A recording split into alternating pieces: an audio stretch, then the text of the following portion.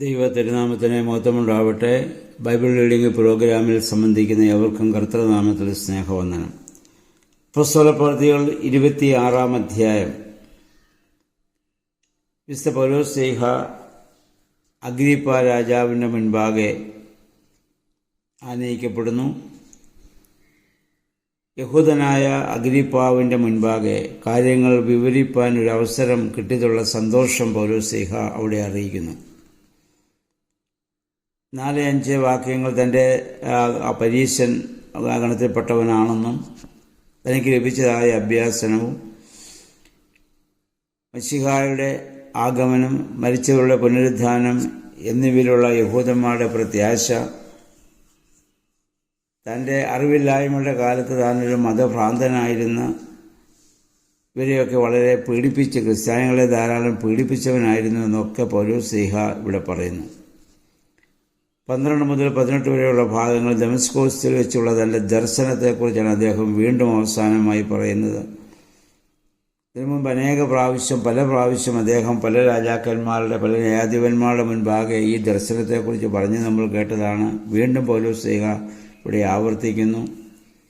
ഇരുമ്പാണിമേൽ നീ തൊഴിക്കരുത് എന്ന് ദൈവം എന്നോട് കൽപ്പിച്ചു.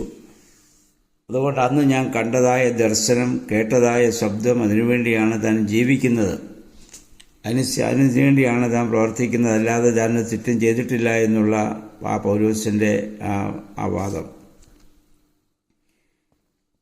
മനസ്സിലാക്കണം. വിശുദ്ധ പൗലോസ് ശ്ലീഹായെ കർത്താവ് വിളിച്ചതിൻ്റെ ഉദ്ദേശം പ്രധാനമായി 5 കാര്യങ്ങളാണ്.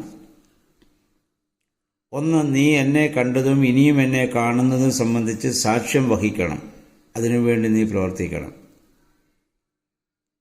2, യേശുക്രിസ്തു പൗലോസ് ശ്ലീഹായോട് പറഞ്ഞ്, യഹൂദ ജനത്തിൽ നിന്നും ജാതികളിൽ നിന്ന് നിന്നെ ഞാൻ പരിരക്ഷിക്കും. 3, ഈ ജനതയെ അന്ധകാരത്തിൽ നിന്ന് പ്രകാശത്തിലേക്കും സാത്താൻ്റെ അധികാരത്തിൽ നിന്ന് ദൈവസന്നിധിയിലേക്കും തിരിക്കുവാനുള്ളതാണ് നിന്റെ പ്രവർത്തനം. 4, നിന്റെ പ്രവർത്തനം വഴിയായി കാണേണ്ടത് കാണാതെ കഴിയുന്ന കണ്ണുകൾ അത് തുറക്കപ്പെടണം. 5, അങ്ങനെ വിശ്വാസം വഴിയായി പാപമോചനവും വിശുദ്ധരോടുകൂടെയുള്ള ഓഹരിയും നീ പ്രാപിക്കണം. ഈ 5 കാര്യങ്ങളാണ് വാസ്തവത്തിൽ യേശുക്രിസ്തു പൗലോസ് ശ്ലീഹായോട് പറഞ്ഞതിൻ്റെ രത്നച്ചുരുക്കം. ഈ 5 കാര്യങ്ങൾക്ക് വേണ്ടിയാണ് പൗലോസ് ശ്ലീഹ പ്രവർത്തിച്ചിട്ടുള്ളത്. എന്നിട്ട് പൗലോസ് ശ്ലീഹ പറയുന്നു, ദൈവശബ്ദം കേട്ടപ്പോൾ ഞാൻ അതിനെതിരായി ദൈവത്തോട് ഞാൻ തർക്കിച്ചില്ല. ഇതിനു മുൻപ് പഴയ നിയമത്തിലൊക്കെ ദൈവശബ്ദം കേട്ട ശമൂവേലിനെ പോലെ, ദൈവമാതാവിനെ പോലെ, യേശായെ പോലെ അടിയനിത എന്ന് പറഞ്ഞുകൊണ്ട് അതൊക്കെ ഏറ്റെടുക്കുക മാത്രമാണ് താൻ ചെയ്തത്. തൻ്റെ വിളിക്ക് അനുസരണമായ പ്രവർത്തനം മാത്രമേ ഞാൻ ചെയ്തിട്ടുള്ളൂ, അത് എൻ്റെ ചുമതലയാണെന്നാണ് പൗലോസ് ശ്ലീഹ ഇവിടെ പറയുന്നത്. അദ്ദേഹത്തിൻ്റെ ആ വലിയ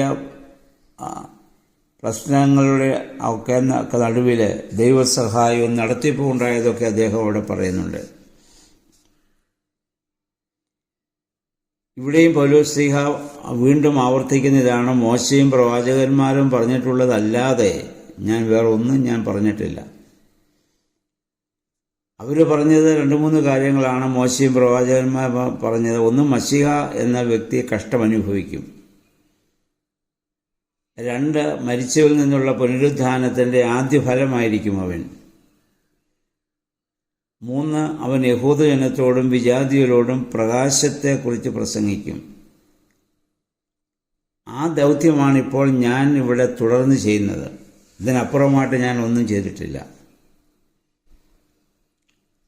ഇപ്പോൾ ഇതൊക്കെ ഈ അഗ്രിപ്പാവിൻ്റെ മുൻപാകെ പൗലോസ് ഇത് പറഞ്ഞപ്പോൾ കേട്ടുനിന്ന ഫെസ്തോസ്, അദ്ദേഹമാണ് അഗ്രിപ്പാവിൻ്റെ അടുത്തേക്ക് ഈ പൗലോസിന് വരാൻ കാരണമായത്. അദ്ദേഹം പറയുന്നു, പൗലോസിൻ്റെ ജ്ഞാനം അവനെ ഭ്രാന്തനാക്കി കളഞ്ഞു എന്ന് അദ്ദേഹം ഉച്ചത്തിൽ അവിടെ കിടന്ന് പറയുന്നുണ്ട്. പലപ്പോഴും സത്യം പ്രഘോഷിക്കുന്നവരെ ഭ്രാന്തരായി മുദ്ര കുത്തുന്ന രീതി ലോകത്ത് കാണാൻ സാധിക്കും. അതായത് അധർമ്മത്തിലിരിക്കുന്നവർക്ക് വ്യത്യാസപ്പെടുവാൻ മനസ്സില്ലാത്തവർക്ക് ക്രൂശിൻ്റെ വചനം എപ്പോഴും ഒരു ഭോഷത്വം തന്നെയാണ്. എന്നാൽ വ്യത്യാസപ്പെടുവാൻ ആഗ്രഹിക്കുന്നവർക്ക് ക്രൂശിൻ്റെ വചനം വലിയൊരു വെളിച്ചവുമാണ്. 25 മുതൽ 27 വാക്യങ്ങൾ പൗലോസ്ലീഹ വളരെ ആദരപൂർവ്വം ശ്രേഷ്ഠനായ ഫെസ്തോസിനോട് വീണ്ടും പറയുന്ന സത്യവും തെറ്റില്ലാത്തതുമായ കാര്യങ്ങളാണ് ഞാൻ പറയുന്നത്.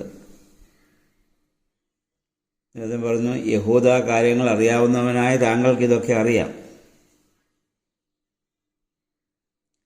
അപ്പോൾ അഗ്രിപ്പാ ചോദിക്കുന്നുണ്ട്, ഞാൻ ഇതൊക്കെ കേട്ടിട്ട് പെട്ടെന്ന് ക്രിസ്ത്യാനിയാകുമെന്നാണോ നീ വിചാരിക്കുന്നത്? കാരണം ഒരിക്കലും ഫെസ്തോസിന് പൗലോസിൻ്റെ വാക്കുകളെ ഖണ്ഡിക്കാൻ സാധിക്കുന്നില്ല.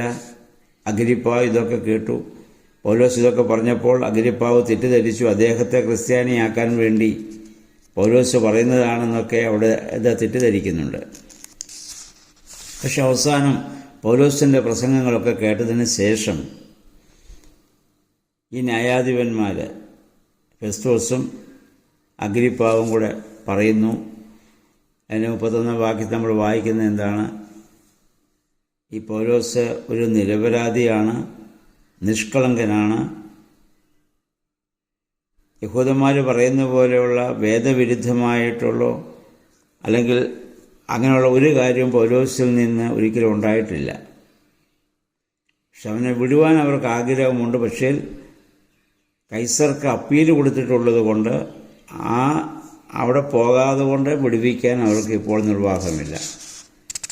ആ ഒരു പ്രതിസന്ധിയിലാണ് അവർ വീണ്ടും ആ പൗലോസിനെ അങ്ങനെ ഒരു അവസ്ഥയെ വിടേണ്ടി വരുന്നത്. മോചിപ്പിക്കാൻ സാധിക്കാതെ വരുന്നുണ്ട്. ഇതെല്ലാം പൗലോസിൻ്റെ ജീവിതത്തിലുണ്ടാകുന്ന വലിയ വലിയ പ്രതിസന്ധി ഘട്ടങ്ങളാണ്. അതിനെയൊക്കെ അദ്ദേഹം ധൈര്യപൂർവ്വം താൻ കണ്ടതായ ദർശനം, താൻ കേട്ടതായ ശബ്ദം, അതിനുവേണ്ടി മരിക്കേണ്ടി വന്നാലും അദ്ദേഹം അടിയുറച്ച് അവിടെ നിൽക്കുകയാണ്. പൗലോസിൻ്റെ ജ്ഞാനവും പൗലോസിൻ്റെ അനുഭവവും ക്രൈസ്തവ സമൂഹത്തിന് വലിയ മുതൽക്കൂട്ടായി പിന്നീടും മാറുന്നു. ഏറ്റവും കൂടുതൽ ലേഖനങ്ങളൊക്കെ അദ്ദേഹം എഴുതുന്നു. മറ്റ് കർത്താവിൻ്റെ 12 ശിഷ്യന്മാരെക്കാൾ അധികമായി പിന്നീട് വിളിക്കപ്പെട്ടതായ പൗലോസിന് പ്രവർത്തിക്കാൻ സാധിക്കുന്നുണ്ട്. അതുകൊണ്ട് ആ ദൈവികമായ വിളി നമുക്കൊക്കെ ലഭിച്ചിട്ടുള്ളവരാണ്. വ്യത്യസ്തമായ ശുശ്രൂഷകളിലാണ് നമ്മൾ ഏർപ്പെട്ടിരിക്കുന്നത്. നമ്മളെ ലഭിച്ചതായ ശുശ്രൂഷകളിൽ, പ്രവർത്തന മേഖലകളിൽ ആത്മാർത്ഥതയോടും സത്യസന്ധതയോടും നീതിബോധത്തോടും ക്രിസ്തുവിന് വേണ്ടി നിൽക്കുവാനും പറയുവാനും പ്രവർത്തിക്കുവാനും നമുക്കുമിടയാവട്ടെ. പരിശുദ്ധാത്മാവേ, അതിനെ ഞങ്ങളെ ശക്തീകരിക്കണമേ. പ്രതിസന്ധി ഘട്ടങ്ങൾ വരുമ്പോൾ പിന്മാറിപ്പോകാനിടയാവരുത്. ആ ദൈവത്തിന് വേണ്ടി, ആ സത്യത്തിന് വേണ്ടി നിലനിൽക്കുവാൻ സഹായിക്കണമേ എന്ന് നമുക്ക് പ്രാർത്ഥിക്കാം. എല്ലാവർക്കും നല്ല ഒരു ശുഭദിനം ആശംസിക്കുന്നു. ദൈവനാമം മാത്രം മഹത്വപ്പെടുമാറാകട്ടെ.